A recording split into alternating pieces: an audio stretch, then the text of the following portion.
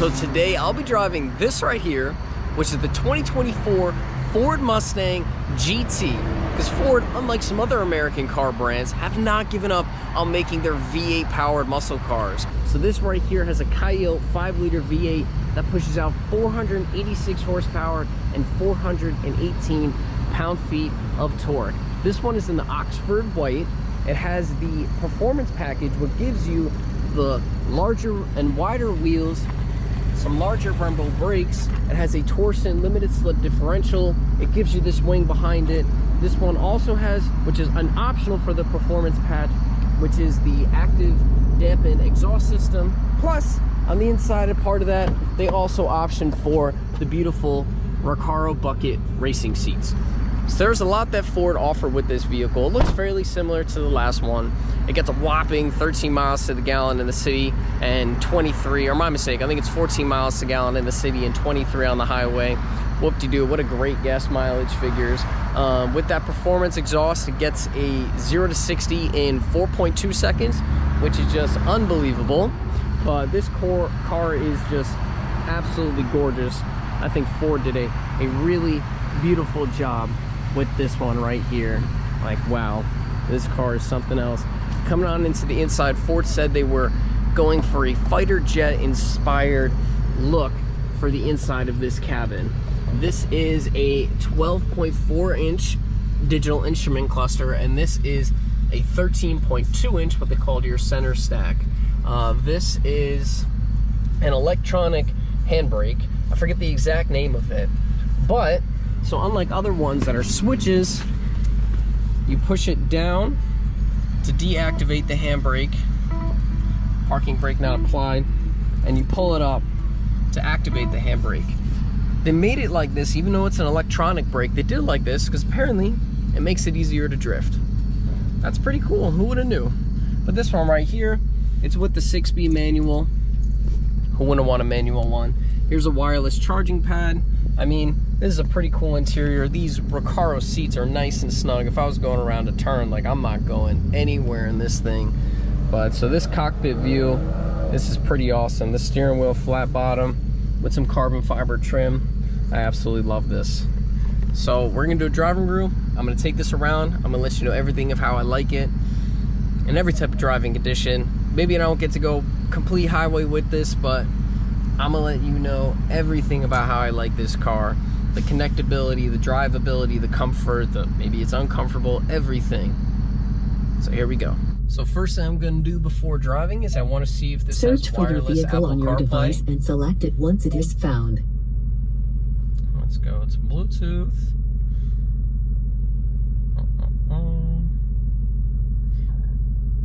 Confirm that the pin displayed on sync matches the pin displayed on your device. For your safety, please stay alert to changing road conditions and use Sync's voice-activated features while your vehicle is in motion. And the 2024 Ford Mustang GT does indeed have wireless Apple CarPlay, which I think is just a necessity in today's day and age, honestly. All right, let's put this in the slot here because that was a little bit of a reach back. I guess it did pop out of that slot. That's a little weird. I'll have to play around with that later. Let's get my seat and mirrors comfortable. Mirrors I really can't figure out until I really start driving. These mirrors, I'll be honest, they're awfully small mirrors. Something you don't see in a lot of cars nowadays is a sunglass holder, so that's pretty cool. The lights are LEDs, they're not like an orange amber, so that's awesome. These are an orange amber, so there's that. Alright, so where are the driving modes? I know this car has to have driving modes, so before we pull off, okay, it's a little steering wheel button right here. You have normal, comfort, and sport. We'll start off in normal. Alright, so here we go. Push this down. Parking brake is turned off. That is a blinker tone that I've never heard before.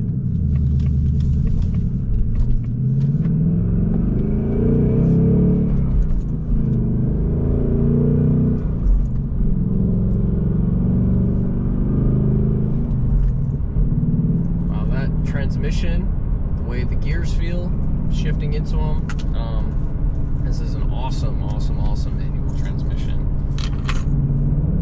The steering wheel is super soft. It's got some nice thickness to it, which I always like. I've talked about this in a few videos before. I like steering wheels that are on the thicker side, and I definitely like the soft leather.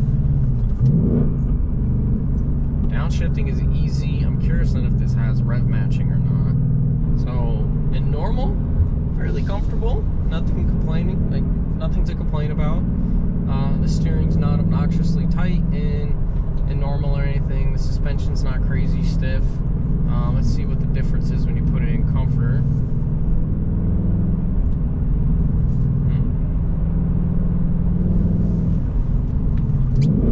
Well, so far don't know.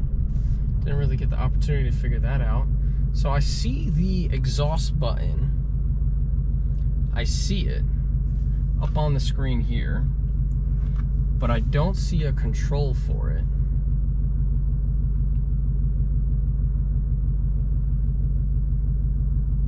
This also allowed me to change into sport. Oh, okay. All right.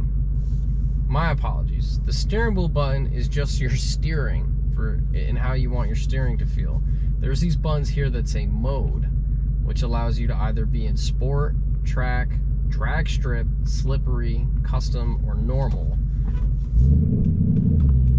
So right now we're in normal. When we stop, I'll have to show you the like graphic displays that pop up when you're switching between the driving modes. So look, now when I put it into sport mode, graphic pop up, the Mustang on the screen turned to blue. Now see, it automatically put the steering in sport, and it shows the exhaust is in sport mode, but you can hear it more throaty now that it's in sport mode and not normal. That's because this one does have that active valve exhaust, so it's able to open and close valves.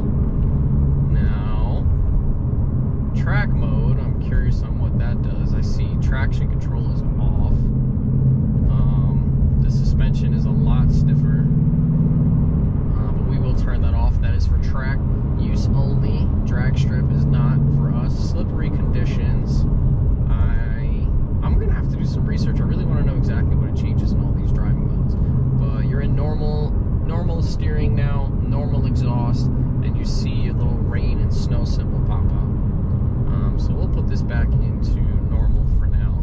The graphics that come up when that they're pretty cool. They're interesting to look at. I will say though, if a young person was driving this car, that is a little distracting, those graphics. But in normal mode, exhaust is definitely less throatier. It's on the quieter side. Obviously it's not quiet, but it's on the quieter side. I'm trying to get a feel for the steering here. Alright, so now I'm going to change it into sport mode. I mean, the steering definitely has less play. You can hear the throatiness in the exhaust immediately. The mirrors are definitely on the very small side of things, but you can make use of them. So far, first impression of this car is we need more V8 muscle cars to stick around. I think this car has rev matching, which I'm not a big fan of, truthfully speaking. Not only are the seats, like, the bolsters on them are phenomenal. Like, these Recaro seats, like, if you were really, like, let's say if you had it in track mode and you were really on a track, like, this thing is gonna hold you snug around any type of turn you take. But they're actually plush, like, they're super squishy. Yeah, I guess I use squishy as a word for that, but super plush seats, like, very comfortable, honestly. You have the bolsters on the side. I would imagine for a long ride, with how tight it is on you, even though the leather is soft and it's a very plush material, like a lot of I guess I'll use squish into it again. Being how tight it is would probably get a little annoying on a long drive. This car does have the optional, I think it's a 12 speaker Bang & Olufsen sound system. So that is the upgrade sound system in the car. So we'll give that a whirl and see what that sounds like. That's one of the best sound systems I have personally heard in a car before. And it was so loud, the full volume is 29. It was so loud that I actually could not hear the exhaust in sport mode with the dampeners open. I could not hear that exhaust. These screens are just something else to look at. I love how they blend into each other. I know a lot of brands are going with that now, with 2 digital screens and having them kind of go and blend into one another like this. But I'm such a huge fan of it. What's even cooler about it is what I didn't realize. The only controls that you have down here are your ignition button, your start, stop. You have your volume knob and power button for the radio. You have your hazards. You have this Mustang button, which what does that do? That allows you to customize stuff. Alright, so when you hit this Mustang logo button down here, it shows you pop-up track apps, auxiliary gauges if you added some more gauges, your custom mode, which is when you would set your custom stuff, your color, because you can actually change the theme of the car. I'm pretty sure the theme right now is set to orange, I want to say, because all of the writing on there is orange. And then from here I can also change my exhaust mode. But then outside of that button you have your traction control and hazards. So you don't have much down here. Everything is built into that screen because you have your home button in the top left, and then you have Apple CarPlay, which with Apple CarPlay, that takes up the whole screen. And on the bottom is your climate controls. So your climate controls aren't even physical buttons down here. And it's not like you have to go to another screen, because with Stellantis vehicles, Chrysler, Dodge, Jeep, Ram, you have to go to a climate screen within it to change it, and I hate it. It's so annoying. So I love how even though Ford put these in your like infotainment screen, they kept them on the bottom so they're still accessible without having to go to another screen. So I think Ford did a great job. They simplified it by having very minimal buttons, but they also did a much better job than Dodge in them, because they allowed your climate control buttons to be on the bottom of the screen, so you didn't have to flip to another screen to get to them. So kudos to Ford. They did a great job at simplifying it and also keeping it functional. We might miss the sunset, but there's a beautiful pull-off in a neighborhood up here called the Hills at LaGrange, which it's coming down, so we might not get to see any type of sunset. But if I can get there in time, I'll try and get some drone footage and a nice picture of the vehicle, but we shall see if I make it there in time. Very comfortable. I'm able to leave it in third gear to go around turns in this neighborhood setting. So that's a plus. I don't think this turn I will. I think I am actually going to have to downshift it to second. And it does actually have rev matching. I didn't even touch the gas. As soon as I put the clutch in and put it into second gear, it rev matched up to it. So that's why I was getting a little annoyed before. This view is gorgeous. I'm happy I made it here really just in like the nick of time, but this view is gorgeous. So I just gotta spin it around so it's facing the right direction, and then that's it. Wow, extremely clear backup camera. All right. What a view for your cars, am I right? But I haven't come here in a while. So first impression of the 2024 Ford Mustang GT is a love-hate relationship with the rev matching. Kind of now leaning more towards love it, but it's still a love-hate relationship. The infotainment displays are awesome. The way they set up with the climate controls actually on it and not on a separate display like how Stellantis products do it. I think that's amazing. Very simplified. Steering wheel is comfortable. The car seats are comfortable but not comfortable at the same time. The way the transmission feels putting it in and out of gears is pretty amazing. The sound system is unbelievable. On full volume I couldn't even hear the exhaust anymore. That is unbelievable, because this 5-liter 486 horsepower car has quite the exhaust tone. So that was pretty insane that I could not hear the exhaust with the music on anymore. The different drive modes, truthfully, really didn't feel much of a difference. I'm gonna have to do a deep dive when I get home before I drive it again tomorrow to really figure out what changes so much. But yes, so that's really all my first impressions on it. The looks of the car, fantastic. I mean, even at night, with the headlights on. I guess can't really tell them too much. One thing I now learned that it has is illuminated. I know it had the illuminated door sills where it says Mustang. This I didn't necessarily find and read about, but it's like a projector of the Mustang logo. So that's always cool to see, right? Yeah, wow, look at the sunset.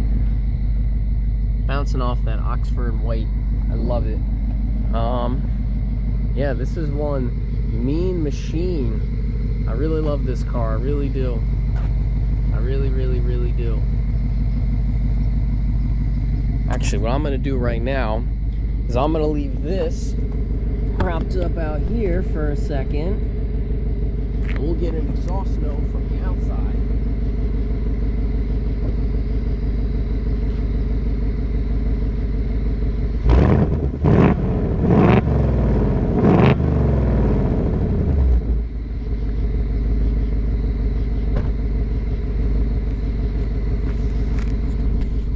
Alright, so that's with it in sport mode, so the valves are open in the exhaust. But so that's it. I'm gonna go stop at Stewart's, which is a very popular ice cream gas station type of thing, but they're known for their ice cream and milk. They're only in New York and southern Vermont. They have over 350 locations.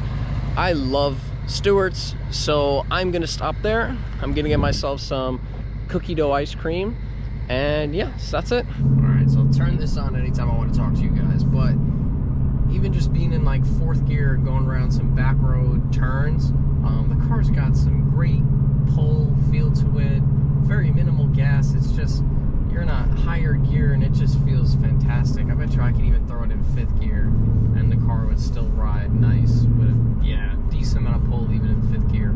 So you can even cruise around in fifth gear going around some back road driving, which is fantastic. And here will be that rev matching. I just realized with that rev matching, you actually don't even have to take your foot off of the clutch. You can leave your foot on the clutch the whole time and just go from fifth to fourth to third to second and finally to first. You just leave your foot on the clutch the whole time. That is something else. I gotta take a clip because there's a little bit size difference so you can change for the Apple CarPlay. This is the biggest Apple CarPlay I've seen. It takes up the whole screen, 13.2 inches, the biggest I've ever seen Apple CarPlay. I'm not sure if you can hear it, but it has a weird blinker noise.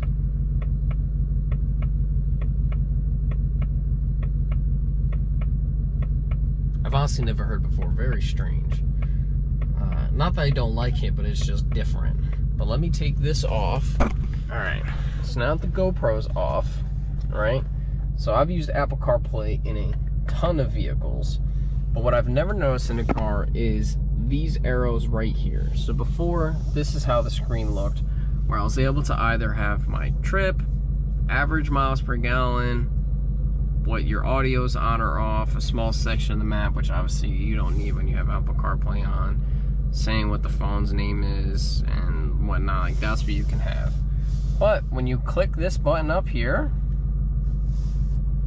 it stretches out to the whole screen, and that by far has to be the biggest and most awesome Apple CarPlay that I've ever seen personally. Like, that is awesome. Here, let me show you some of these graphics when you're changing the drive modes, right? So first I thought this was that, but that's just your steering, right? Like, that's just your steering. These right here, excuse me, these mode buttons are your drive modes. Let me turn this off. Let me put my seatbelt on so that gets off the screen. Alright, seatbelt warning is gone. So right, your mode buttons, that's for your steering. Here are your mode buttons, right? Alright, so that's the design for sport mode. Alright, so when you put it into track, changes to a red one with a track. Change into drag strips, shows it doing a burnout with a white one. Now you go to slippery, you see like snow and rain in a gray one. Custom is if you were to do a custom one in the display. Normal is just a gray one on some normal driving, and then that's it, back to sport mode. So Ford went above and beyond for those graphics, and I think it's really cool. That is such a nice touch. I really like that. But for today, that's it. That's all we're gonna do for today. Actually, wait, hold on. One more thing. The Mustang button. This right here, it's the pony, and then that pulls up all this: track apps, auxiliary gauges, your custom mode, my color. So actually, so you see the orange, which is these, is what the orange was, and I'm assuming that this is green is going to be for the gauges. I was correct. All right, so you got two different things that you can change. So yeah, you can change these and you can change your gauges. So today is day 2 with the 2024 Mustang GT, and I always got to start my morning off with ready coffee, as I have in every car review. But today I'm super excited to drive this. Before I get going, I'm gonna look into those drive modes and try and see exactly what changes in all of them, so maybe I can understand what I'm supposed to feel when I change them. I'm excited to use the rev matching. I just looked under the hood in a different video. Let me show you guys what I found. The car has dual intakes, and they're functional, and part of the grill is functional for your intercooler, which is always a good thing. The more cooling, the better.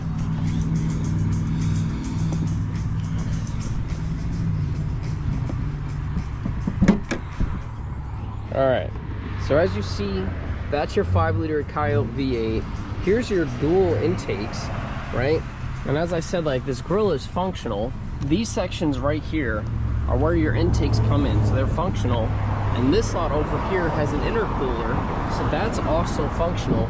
But this side is not functional. There's nothing over on this side. So about 3/4 of the grill is actually functional, so that's pretty cool.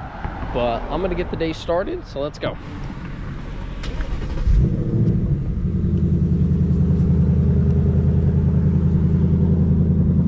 She sounds nice, doesn't she? So I'll be honest, this seatbelt is still super annoying that it doesn't stay. There's like a spot for it here. I don't know if it's just my seat position, but it's like impossible to get it to stay within it. So I've been always reaching back pretty far to get the seatbelt, and that's a little annoying. All right, so the drive modes, they change your steering feel, like the tightness to your steering. If you have the MagneRide dampeners, it will loosen or soften those dampeners depending on the driving mode. And then it will also change your exhaust output if you have the active valve exhaust, I think is what it's called, so that it can open or close some of it.